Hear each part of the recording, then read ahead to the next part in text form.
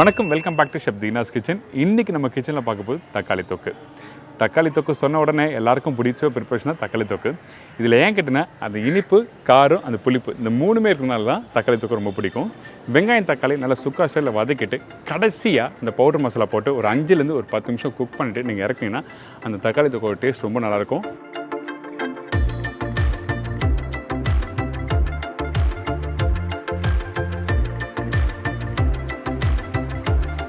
இதோட நம்ம நார்மலாக சப்பாத்தி வீட்டில் பண்ணுவீங்களே அதே மாதிரி தான், ஆனால் இன்றைக்கி ட்ரையாங்கல் ஷேப்பில் பண்ண போகிறோம். இதில் கொஞ்சம் ஓமம் போட்டு அப்படி லைட்டாக க்ரஷ் பண்ணி மாவோட மிக்ஸ் பண்ணி நல்லா ஊற விட்டு, நிறைய பேருக்கு வர பிரச்சனை சப்பாத்தி சாஃப்டாகவே இருக்க மாட்டுது அப்படி சொல்லி நிறைய பேர் சொல்கிறீங்களே. இன்றைக்கி நல்லா எப்படி சாஃப்டாக மெது சப்பாத்தி பண்ணுறது தான் பார்க்க போகிறோம் ஹோட்டல் ஸ்டைலில். இப்போ ரெசிபி எப்படி பண்ணுறது பார்க்க போயிடலாம் வாங்க.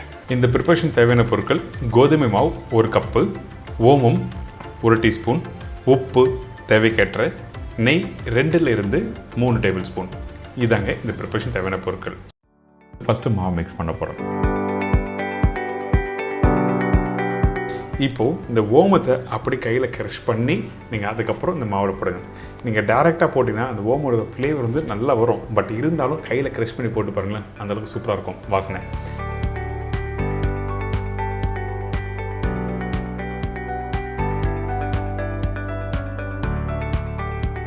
கொஞ்சம் உப்பு, அதுக்கப்புறம் கொஞ்சம் தண்ணி ஊற்றிருக்கேன்.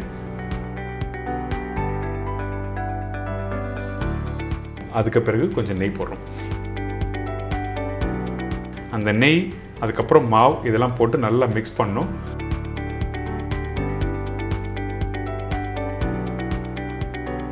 திருப்பி கொஞ்சம் நெய் போடுறோம். எதுக்காக இப்படி பண்ணுறோம் கேட்டிங்கன்னா, உங்களுக்கு மாவு உதிரியாக நல்லா வரணும் அந்த நெய்யோட. அப்போ தான் வந்து இந்த மாதிரி சப்பாத்தி பண்ணும்போது உங்களுக்கு டேஸ்ட் நல்லா எடுத்து கொடுக்கும். ஃப்ளேவருக்காக மட்டும்தான் ஓமும் அதுக்கப்புறம் வந்து இந்த நெய் போட்டிருக்கேன். திருப்பி தண்ணி போட்டு மாவு நல்லா மிக்ஸ் பண்ணுங்கள். சப்பாத்தி மாவு மிக்ஸ் பண்ணும்போது கவனிக்க விஷயம் என்ன, ஒன்று வீட்டில் வந்து நிறைய பேர் தண்ணி அதிகமாக போட்டு மாவு லூஸாக வச்சுருவாங்க, அப்படி இல்லை கெட்டியாக வச்சுருவாங்க. இந்த 2 பக்குவத்துலேயும் இருக்கக்கூடாது. மாவு எப்போவுமே சாஃப்டாக இருக்கணும், அதே டைமில் கையில் ஒட்டக்கூடாது. இந்த மாதிரி நல்லா மாவு மிக்ஸ் பண்ணி கையில் எடுத்துருங்க. கையில் எடுத்திங்கன்னா அப்படி சாஃப்டாக இருக்கணும். அதே டைமில் கெட்டியாக இருந்தால் தான் சப்பாத்தி ஹார்டாக ஆகிறதுக்கு வாய்ப்பு உண்டு. அதே டைமில் லூஸாக இருந்தாலும் சப்பாத்தி நீங்கள் ரோல் பண்ணிவிட்டு நீங்கள் தவாவில் போடுறதுக்குள்ளே உங்களுக்கு ஒரு மாதிரி வளவளப்பாகிடும். அதனால தான் கரெக்டாக மாவு மிக்ஸ் பண்ணியிருக்குன்னு சொல்கிறேன். இப்போ மாவு நல்லா மாலிஷ் பண்ணுங்கள். ஒரு 2 நிமிஷம் நல்லா மாலிஷ் பண்ணி முடித்த பிறகு அதுக்கப்புறம் ஒரு டிஷ்யூ பேப்பர் போட்டு க்ளோஸ் பண்ணுங்கள்.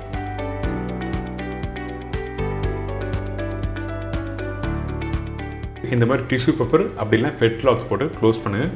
கரெக்டாக ஒரு 1 hour ரெஸ்ட் விடுங்க. அப்படி ரெஸ்ட் விட்டிங்கன்னா மாவு நல்லா சாஃப்டாக ரெடி ஆகிடும். நிறைய பேர் மாவை மிக்ஸ் பண்ண உடனே என்ன பண்ணுவாங்க, வீட்டில் சப்பாத்தி போட ஆரம்பிச்சுவாங்க. ஆக்சுவலாக அப்படி பண்ணாதீங்க. எப்போவுமே மாவு நல்லா மிக்ஸ் பண்ணி முடிச்ச பிறகு நல்லா சாஃப்டாகணும்னா இந்த மாதிரி 1 hour ரெஸ்ட் விட்டுட்டு திருப்பியும் 2 கையை பிடிச்சி நல்லா மாலிஷ் பண்ணுங்கள். அதுக்கு பிறகு கட் பண்ணி சின்ன பீஸாக வந்து பேடாக பிடிச்சி ரோல் பண்ண போகிறோம்.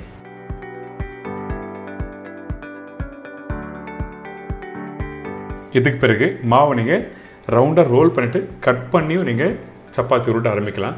ஆனால் ஹோட்டலில் எப்பவும் பண்ணுற மாதிரி தான். நிறைய பேர் கேட்பீங்களா, இந்த பேடா பிடிச்சி ரவுண்டாக எப்படி பண்ணுறீங்க, எங்களுக்கு வரவே மாட்டேன்னு சொல்லி நிறைய பேர் கேட்டிருக்கேன். நானும் நிறைய வாட்டி சொல்லி கொடுத்துருக்கேன். ஆனால் இன்றைக்கி திருப்பி சொல்கிறேன், இந்த பெரிய விரல் இருக்குது பார்த்தீங்களா, அந்த பெரிய விரலை வச்சு மாவோட கார்னர் பகுதியில் வச்சு நல்லா ப்ரெஸ் பண்ணுங்கள். கட்டை விரலும் ஆள்காட்டி விரலுக்கு நடுவில் வச்சுட்டு லைட்டாக அப்படி ப்ரெஸ் பண்ணால் இந்த மாதிரி ரவுண்டாக வரும். இதுக்கு பிறகு கொஞ்சம் லைட்டாக கோதுமை மாவை டஸ்ட் பண்ணுங்கள். நம்ம வீட்டில் எப்போ ரவுண்டாக உருட்டுற மாதிரி உருட்ட போகிறோம். இந்த சப்பாத்தி ரோல் பண்ணும்போது ரொம்ப தின்னாக ரோல் பண்ணோன்னா இந்த இடத்துல கொஞ்சம் திக்காக இருக்கும்.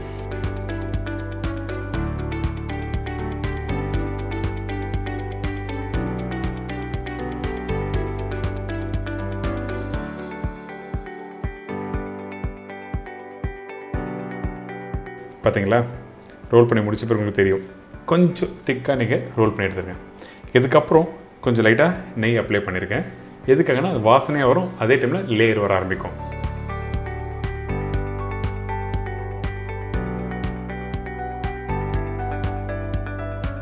இந்த இடத்துல நீங்கள் நெய்க்கு பதில் மாவும் போடலாம். ஹோட்டலில் பண்ணுற எல்லா விதமும் உங்களுக்கு நான் சொல்லி கொடுத்துட்டு வரேன். இப்போ அப்படியே 1/2 மடித்து இதை திருப்பி 1/3 மடிச்சிருக்கேன். இதுக்கப்புறம் இதை ரோல் பண்ண போகிறோம்.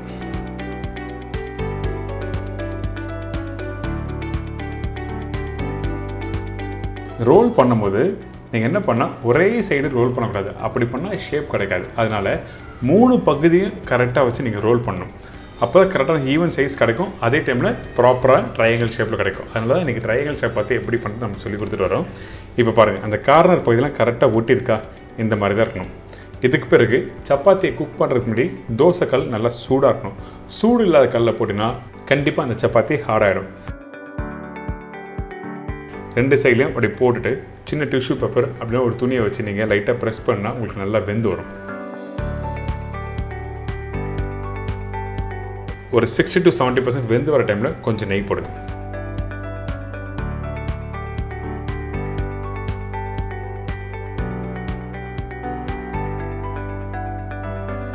பார்த்தீங்களா, இந்த மாதிரி நல்லா உப்பி வரணும்.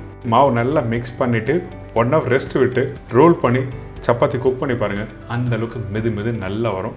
இன்றைக்கி இந்த ட்ரையாங்கிள் சப்பாத்தி எப்படி பண்ணுறது சொல்லி கொடுத்துருக்கேன். அஜ்வைன் போட்டு, அதாவது ஓமம் போட்டு இன்றைக்கி சப்பாத்தி எப்படி பண்ணுறது சொல்லியிருக்கேன்.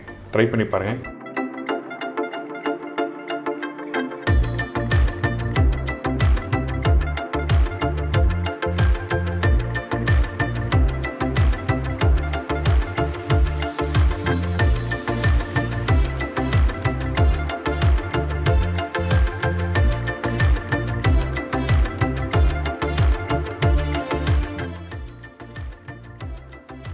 பெரிய தக்காளி 6 நம்பர், பெரிய சைஸ் வெங்காயம் 4 நம்பர், பூண்டு 20 கிராம், மஞ்சத்தூள் 1/4 டீஸ்பூன், சில்லி பவுடர் 1/4 டீஸ்பூன், தனியா பவுடர் 2 டீஸ்பூன், பெருங்காயம் 1/4 டீஸ்பூன், இஞ்சி பூண்டு பேஸ்ட் 2 டீஸ்பூன், சோம்பு 1/4 டீஸ்பூன், கடுகு 1/4 டீஸ்பூன், கொத்தமல்லி தேவையான அளவு, கருவேப்பிலை தேவையான அளவு, உப்பு தேவைக்கேற்ற, நல்லெண்ணெய் குக் பண்ணுறதுக்கு தேவையான அளவு. இதுதாங்க இந்த ப்ரிப்பரேஷன் தேவையான பொருட்கள். தக்காளி தொக்கு பண்ண போகிற சொன்ன பார்த்தீங்களா, ஃபஸ்ட்டு அதுக்கு என்ன பண்ணுறோன்னா தேவையான அளவுக்கு நல்லெண்ணெய் ஊற்றுறேன். நீங்கள் நல்லெண்ணெய் யூஸ் பண்ணலாம், அப்படி இல்லைனா கடலெண்ணெய் யூஸ் பண்ணலாம். ரெண்டுமே ஆப்ஷனில் நீங்கள் எடுத்துக்கலாம். ரெகுலராக ரீஃபைண்ட் ஆயில் யூஸ் பண்ணுவாங்க நிறைய பேர். பட் இருந்தாலும் நல்லெண்ணெய் கடலெண்ணெய் குக் பண்ணுற விதமே வேறு மாதிரி ஒரு டேஸ்ட் கொடுக்கும். ஃபஸ்ட்டு தேவையான எண்ணெய் ஊற்றிருக்கேன்ல, எண்ணெய் கொஞ்சம் சூடான பிறகு கடுகு தாளிப்பாக போட்டிருக்கேன். அதுக்கப்புறம் சோம்பு. நான் நிறைய வாட்டி சொல்கிறது தான், ஆனால் இருந்தாலும் ரிப்பீட் பண்ணுறேன். என்ன கேட்டிங்கன்னா, கடுகு சோம்பு தாளிப்பு சம்மந்தப்பட்ட பொருள் நீங்கள் எண்ணெயில் போடும்போது நல்லா பொரிஞ்சு வரணும். அப்போ தான் அந்த வாசனை நல்லா எடுத்து கொடுக்கும். இதுக்கு பிறகு பூண்டு, பச்சை கருவேப்பிலை, பொடிசா கட் பண்ணி வச்சுருக்க வெங்காயம் இதெல்லாம் போட்ட பிறகு இதை நல்லா வதக்குறோம்.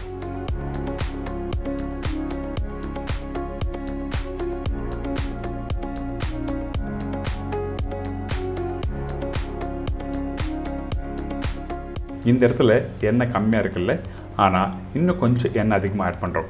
எண்ணெய் எதுக்காக ஆட் பண்ணுற கேட்டிங்கன்னா 2 காரணம் இருக்குது. முதல்ல என்ன காரணம் கேட்டிங்கன்னா, நீங்கள் வீட்டிலேருந்து வெளியே போகிறீங்க, ட்ராவல் பண்ணி போகிறீங்கன்னா அந்த டைமில் கொஞ்சம் எக்ஸஸாக எண்ணெய் இருந்ததுன்னா உங்களுக்கு கெட்டு போகாமல் இருக்கும் தக்காளி தொக்கு. இன்னொரு விஷயம், வெங்காயம் வதங்குற பக்கம் ரொம்ப இம்பார்ட்டன்ட் தக்காளி தொக்கு.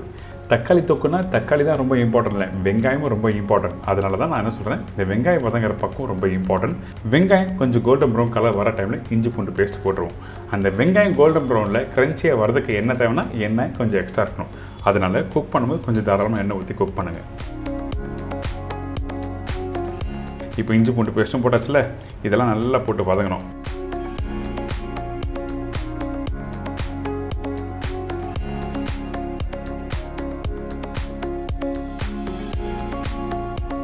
வதங்கி முடிச்ச பிறகு கட் பண்ணி வச்சிருக்க தக்காளி,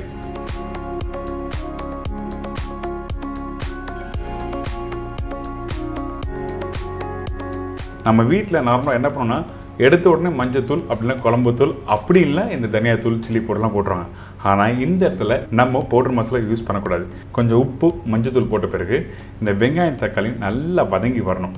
எந்த அளவுக்கு நல்லா வதங்கி வருதோ அந்த அளவுக்கு டேஸ்ட் நல்லா அருமையாக இருக்கும். தக்காளி தொக்கு ரொம்ப ஈஸி தான். நிறைய பேருக்கு தக்காளி தொக்கு சாப்பிட்றதுக்கு அந்தளவுக்கு சூப்பராக இருக்குது சொல்லுவாங்கள்ல. அதுக்கு என்ன காரணம் கேட்டிங்கன்னா, வெங்காயம் தக்காளி வதங்குற பக்குவம், அதுக்கப்புறம் யூஸ் பண்ணுற பவுடர் மசாலா ரொம்ப இம்பார்ட்டன்ட். எந்த இடத்துல பவுடர் மசாலா யூஸ் பண்ண சொல்லிட்டு தெரிஞ்சுட்டு யூஸ் பண்ணால் ரொம்ப நல்லாயிருக்கும்.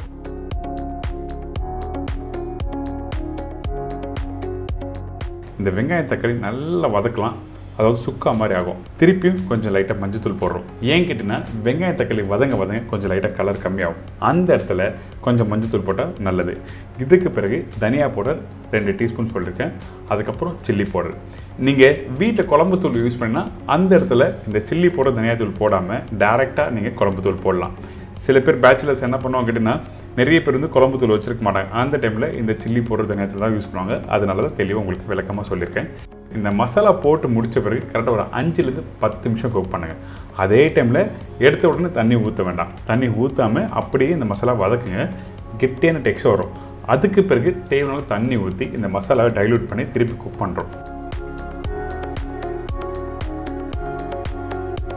இந்த தக்காளி தொக்கு சாப்பிடும்போது அந்த வெங்காயம் வதங்குற பக்கம் சொன்னோம் பார்த்தீங்களா, கொஞ்சம் லைட்டாக அந்த கோல்டன் ப்ரௌன் கலர் வர மாதிரி, அது என்னன்னா இனிப்பு தன்மை கொடுக்கும், தக்காளி புளிப்பு தன்மை கொடுக்கும். அதுக்கப்புறம் போடுற மசாலா காரம். ஸோ இனிப்பு, புளிப்பு, காரம் இந்த 3மே சேர்ந்தால் தான் தக்காளி தொக்கு அருமையாக இருக்கும். இன்றைக்கி எல்லாம் தெரிஞ்சிருக்கும் தக்காளி தொக்கு எப்படி பண்ணுறதுன்னு. கண்டிப்பாக ட்ரை பண்ணி பாருங்கள், என்ஜாய் பண்ணுங்கள்.